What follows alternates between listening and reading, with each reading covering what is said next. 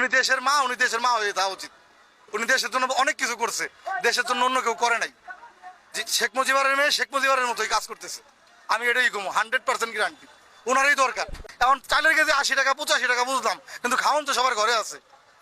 3 বেলা না খাক 2 বেলা তো খায়। আর আগে তো মানুষ 7 দিনের পর দিন না খেয়ে রয়েছে না।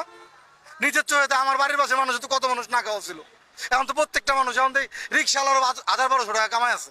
আর যার পকেটটা ভরা সে কি আবার পকেটে ভরবো? হে তো এখন দেশের লেগে করবো।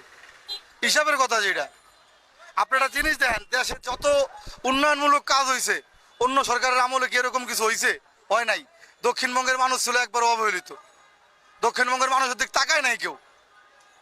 কতবার সিস্টেম করে পদ্মা সেতু করার সিস্টেম করছে, প্রত্যেকবারই বানচাল হয়ে গেছে ব্যাপারটা।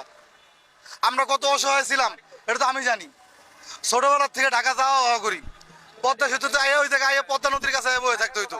4 ঘন্টা 5 ঘন্টা 7 ঘন্টা 8 ঘন্টা এরকম বয়ে থাকা লাগতো। তা কি দেশটা ডেভেলপ করতে গেলে পরে প্রথম অবস্থায় এক জায়গায় একটা জিনিস, আপনি যদি একটা ব্যবসা করতে চান প্রথম তো আপনার ইনভেস্ট করতে হইব। ইনভেস্ট করার পর তো আপনি খাইবেন, ইনভেস্ট না করে খাইবেন কিভাবে? দেখেন আপনি, আমি গোপালগঞ্জের লোক, ফরিদপুরের লোক, মাদারীপুরের লোকের কোনো কথা কইতেছি না, আমি কইতেছি স্বাভাবিক দৃষ্টির কথা। এটা যে বুঝবো হে কইব ন্যায্য কথা, যে না বুঝবো এ তো এরকমই কইবে। উনি একটা কথা কয়ে গেল, উনি যে কথা